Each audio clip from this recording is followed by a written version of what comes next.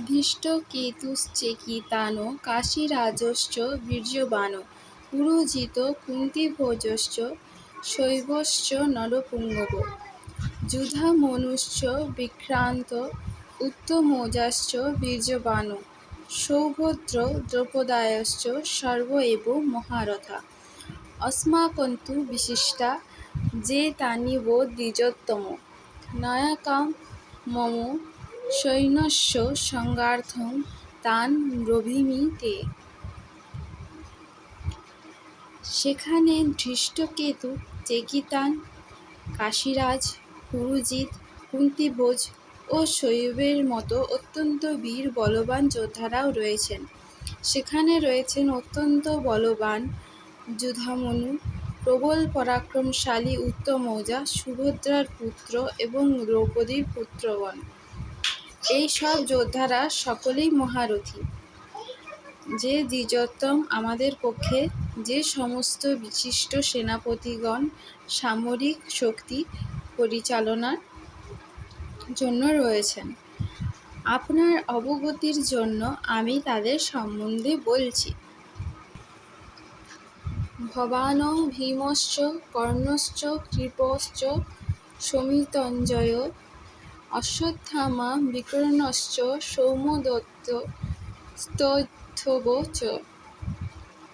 যেখানে রয়েছেন আপনার মতো ব্যক্তিত্ব ভীষ্ম, কর্ণ, কৃপাচার্য, অশ্বত্থামা, বিকর্ণ ও সোমদত্তের পুত্র ভূরিশ্রবা, যারা সর্বদা যুদ্ধে বিজয়ী হয়ে থাকেন। তাৎপর্য: যুদ্ধে চিরজয়ী অসাধারণ বীরদের কথা দুর্যোধন এখানে উল্লেখ করেছে। বিকর্ণ দুর্যোধনেরই ভাই, অশ্বত্থামা দ্রোণাচার্যের পুত্র এবং সৌমদত্তি বা ভূরিশ্রবা বাহ্লিকের রাজার পুত্র। কর্ণ অর্জুনের বৈপত্র্যীয় ভ্রাতা, কেননা রাজা পাণ্ডুর সঙ্গে বিবাহের পূর্বেই কুন্তী দেবীর কোলে তার জন্ম হয়। কৃপাচার্যের যমজ ভগ্নীর সঙ্গে দ্রোণাচার্যের বিবাহ হয়। শ্লোক ৯। অন্যের চ বহব সুরামদার্থে ত্যক্তজীবিতা নানা শস্ত্রপরণা সর্বে যুদ্ধ বিশারদা। অনুবাদ: আরও বহু বীর রয়েছেন যারা আমার জন্য তাদের জীবন ত্যাগ করতে প্রস্তুত। তারা সকলেই নানা প্রকার অস্ত্রশস্ত্রে সুসজ্জিত এবং তারা সকলেই সামরিক বিজ্ঞানে অভিজ্ঞ ছিল। দুর্যোধনের অবশ্য দৃঢ় বিশ্বাস ছিল যে উপরোক্ত মিত্রের সম্মিলিত শক্তির ফলে তার জয় ছিল অনিবার্য।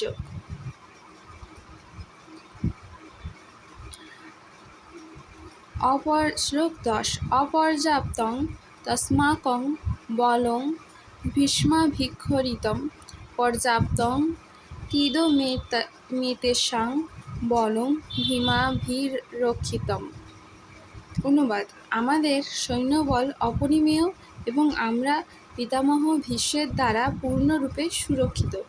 অপরপক্ষে ভীমের দ্বারা সতর্কভাবে সুরক্ষিত পাণ্ডবদের শক্তি সীমিত। তাৎপর্য: এখানে দুর্যোধন কৃতক উভয় পক্ষের সামরিক শক্তির তুলনামূলক বিচার করা হয়েছে। সে ভেবেছিল যে সর্বাপেক্ষা অভিজ্ঞ সেনাপতি পিতামহ ভীষ্মের দ্বারা বিশেষভাবে সুরক্ষিত হওয়ায় তার সমরশক্তি অপরিমেয় ছিল। পক্ষান্তরে ভীষ্মের সম্মুখে নিতান্তই নগণ্য।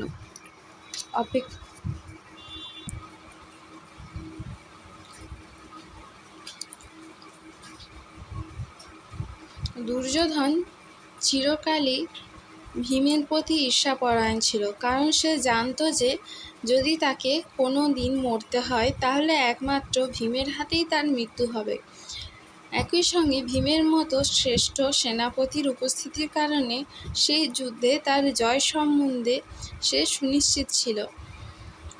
যুদ্ধে জয়লাভ করার বিষয়ে সে নিঃসংশয় ছিল। সেটাই সে প্রতিপন্ন করেছে।